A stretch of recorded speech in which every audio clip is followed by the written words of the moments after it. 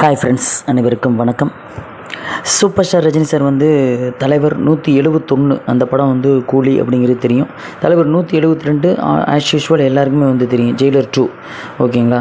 இந்த 2 படத்தையும் முடித்ததுக்கப்புறம் யாரோட படத்தில் வந்து இணைய போகிறாரு அப்படிங்கிற ஒரு பெரிய எதிர்பார்ப்பு வந்து எல்லார் மனசுலையுமே இருக்குது. ரஜினி ரசிகர்கள் மட்டும் இல்லை, மக்கள் மனசுலேயும் வந்து இந்த 2 படத்தை முடிச்சுட்டு அதுக்கப்புறம் வந்து 173வது படத்தில் யாரோட இணைய போகிறாரு அப்படிங்கிற அந்த கேள்விக்கு தான் வந்து பதில் சொல்கிற விதமாக இந்த வீடியோ வந்து இப்போ நீங்கள் பார்த்துக்கிட்டு இருக்கீங்க. நாங்கள் ஏற்கனவே இந்த விஷயம் வந்து தெரிஞ்சது தான்.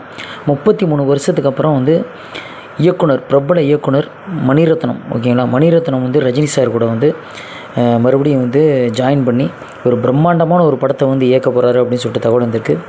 அது வந்து எந்த மாதிரியான படம் அப்படிங்கிறது வந்து இது வரைக்கும் யாருக்குமே தெரியாது. ஆனால் அந்த கேள்விக்கு இப்போது ஒரு பதில் வந்து கிடச்சிருக்கு. அதான் வந்து பார்த்திங்கன்னா, இந்த படத்தை வந்து மணிரத்னம் இயக்குறாரு, ஓகேங்களா. ஏஆர் ரஹ்மான் சார் தான் வந்து மியூசிக் அமைக்கிறாரு அப்படின்னு சொல்லிட்டு தகவல் வந்திருக்கு.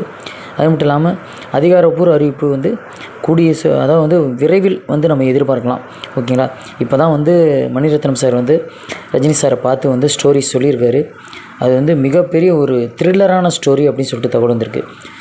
த்ரில்லர்னால் ஸ்பை த்ரில்லர், ஓகேங்களா.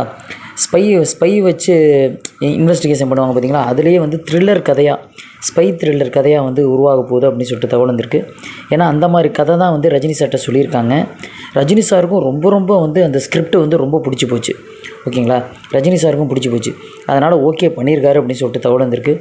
அநேகமாக வந்து இந்த படத்தோட அஃபீஷியல் அனௌன்ஸ்மெண்ட் வந்து விரைவில் நம்ம எதிர்பார்க்கலாம், ஓகேங்களா. அது மட்டும் இல்லாமல் இந்த படத்தை வந்து மெட்ராஸ் டாக்கீஸும் மற்றும் ஒரு பிரம்மாண்டமான நிறுவனம் சேர்ந்து வந்து இந்த படத்தை வந்து தயாரிக்கிறாங்க.